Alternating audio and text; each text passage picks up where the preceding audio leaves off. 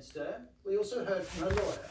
We cannot have any access to the court to look at the screen on the side of the court to look at her face, the Aung San Suu Kyi face, because the judge said we are not permitted because we didn't have up to that time the power of attorney from her. So, but we can hear from the outside. Well, the hearing was held behind closed doors at this courtroom in the capital. Journalists had limited access, and one of Aung San Suu Kyi's lawyers, who you just heard, was forced to listen to the hearing from a small room next door. A second lawyer did see her on screen. A third lawyer told Reuters that she looked healthy.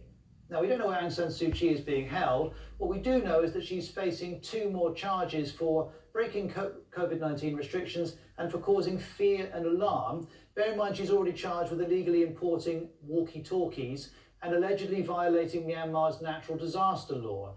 We're told the ousted president, Win Myint, a key ally of Aung San Suu Kyi, has also been charged with incitement. Well, here's the BBC's Southeast Asia correspondent, Jonathan Head, with more from Bangkok. The whole thing is a clearly political process. I mean, it's pretty farcical to charge a head of state, or former head of state as she was at the time, for having walkie-talkies used by her security staff in her home that somehow were unregistered, and presumably that was responsibility of the government that she led. The other charge is pretty trivial, one breaking COVID-19 crowd control regulations, apparently during the election campaign, crowds out on the streets. That's also charge being applied to her colleague, President Win Myint, and then adding this other one about a statement inciting unrest, which we're guessing is the statement that was published right after she was detained at the time of the coup, and she had a pre-prepared statement simply urging people in Myanmar not to accept the coup and to resist, and that's now being there are a whole range of laws under Myanmar's criminal code that can be used to criminalise public statements, and this is one of them. Now, anti-coup rallies in Myanmar have now entered their 2nd month, and they've taken a violent turn.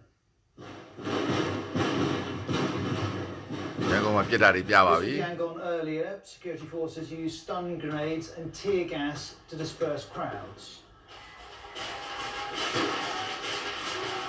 This is also Yangon. As you can see, demonstrators are using makeshift items like bamboo poles, sofas, and even tree branches as shelter. This footage was shown on local TV. Residents are throwing water out of their windows as tear gas filled the street. The idea being that the water will douse the effect of the tear gas. There were peaceful rallies too, we should note. Here are children joining a rally in Mandalay, and we've seen teachers, nurses, doctors, engineers, monks and students all join marching over the Tan is a Pulitzer Prize-winning Burmese-American journalist who was at today's protests in Yangon. This is what she saw. Protests today were, almost militant. You had young people out with shields, with body armor, and it's not generally commercially available, so it's probably from things like airsoft, or meant for airsoft guns, things like that. People had trucked in trucks full of sand so that people could build barricades, and throughout the day, you really saw protesters and police standing off, with police firing tear gas, and then having protesters retreat essentially into residential areas, into buildings where residents were essentially encouraging protesters to come and hide, and then coming back out when the police forth throughout the day. Now, we've discussed before on Outside Source how the military has threatened to step up its crackdown on these protests. Well, that happened on Sunday, and as you see, some of the pictures that came in were distressing. This is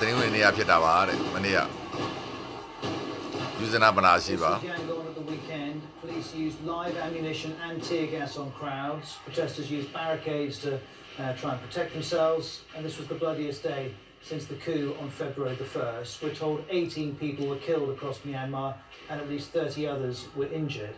These pictures came into the newsroom today. This is a funeral for a protester who's believed to have died when police opened fire at one rally. This is in the southeastern town of Kekmara. Well, vigils have also been taking place in a range of cities. Nenchane is at one in Yangon. Fellow protesters and public gather and paid their tributes right here where a young man was shot dead in the chest in Sunday crackdown. Flowers are left and candles were lit in a makeshift memorial for 23-year-old young student. He was killed simply because he demanded an end of military rule. He was not alone. The security forces killed more than a dozen protesters over the weekend's crackdown across the country. While hundreds of thousands of people have been taking part in daily street protests since the military seized power and declared a state of emergency, and since its crackdown, the mood has shifted. Here's Aimin Tan again. There's quite a lot of fear, and I think, people didn't quite say that they were scared, and I talked to quite a number of them today, but clearly, considering the fact that everyone is now wearing helmets, everyone is wearing shoes that they can run in, whereas before, people might have been out with, like cute outfits to take selfies with. Now everyone is definitely prepared for violence. However, it is still quite defiant. In between the bouts with police, there was people were still singing nationalist songs. Well, at least 21 people have been killed since these protests began. Let's hear from Tintar Sway, a former editor of BBC Burmese, on why the protesters are not backing down. They have seen what it was like living under the military rule. Their parents had lived through that period, their grandparents had lived through that period. And they themselves suffer a great deal in, like education, for example. They had to catch up after the country opened up in 2010.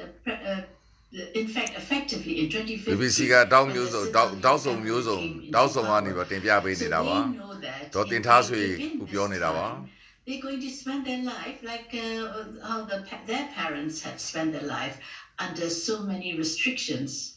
Well, the US has been denouncing both the military coup and now the crackdown, and in the past half an hour, it's repeated that message.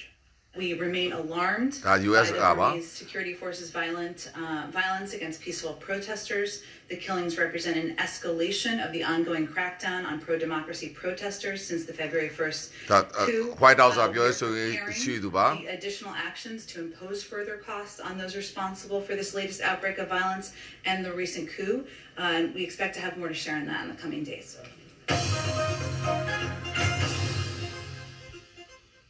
Now, the UK government has just announced it's cutting its aid budget to Yemen by more than 50%.